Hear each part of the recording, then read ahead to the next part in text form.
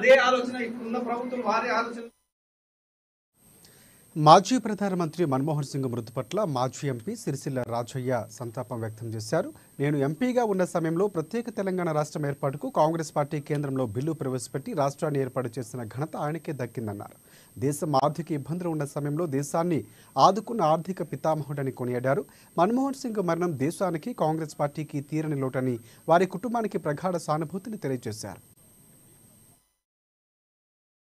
సింగ్ గారి మరణం పట్ల నా తీవ్ర సానుభూతిని సంతాపాన్ని తెలియజేస్తా ఉన్నాను. ఈ భారతదేశ ఆర్థిక వ్యవస్థ చిన్న భిన్నమైన పరిస్థితుల్లో సంక్షోభంలో కూరుకుపోయేటువంటి పరిస్థితుల్లో ఆర్థిక వ్యవస్థను చేతబట్టి ఆయన మేధాశక్తిని కరిగించి ఈ దేశ వ్యవస్థను ఆర్థిక వ్యవస్థను గాడిలో పెట్టినటువంటి గొప్ప నేత మన్మోహన్ సింగ్ అనేటువంటి మాట ఈ సందర్భం గుర్తు చేస్తా ఉన్నాం. దీంతో పాటుగా అనేక సంక్షేమ అభివృద్ధి కార్యక్రమాలు, ఉపాధి హామీ పథకం అయితేనేమి, సమాచార పథకం అయితేనేమి, ఆధార్ కార్డుల నిర్మాణం అయితేనేమి, అనేక కార్యక్రమాలను, విద్యా హక్కు చట్టం అయితేనేమి, అటవీ సంరక్షణ చట్టం అయితేనేమి, ఇలాంటి అనేక సంస్కరణలు తీసుకొచ్చి ఈ దేశానికి అండగా నిలిచి ప్రజానీకానికి అండగా నిలిచినటువంటి గొప్ప నేత అనేటువంటి మాట అందరం గుర్తు చేస్తా ఉన్నాం.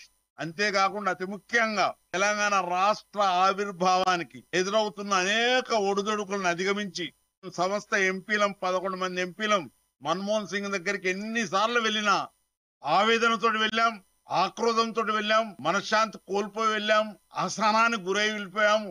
కన్నీటితో పోయినప్పుడు భారభరితమైన హృదయాలతో వారిని నివేదించినప్పుడు గొప్ప శాంతమూర్తిగా మాకు ధైర్యం చెప్తూ రాష్ట్ర ఆవిర్భావం జరుగుతుందని హామీ ఇచ్చుకుంటూ రాష్ట్ర ఆవిర్భావాన్ని సునాయాసంగా చేసిన గొప్ప నేత అనేటువంటి మాట అందరం గుర్తు చేస్తా ఉన్నాను. అంతేకాకుండా లోక్సభలో బిల్లు పాస్ అయిన తర్వాత రాజ్యసభలో రాజ్యాంగాన్ని సవరించేటువంటి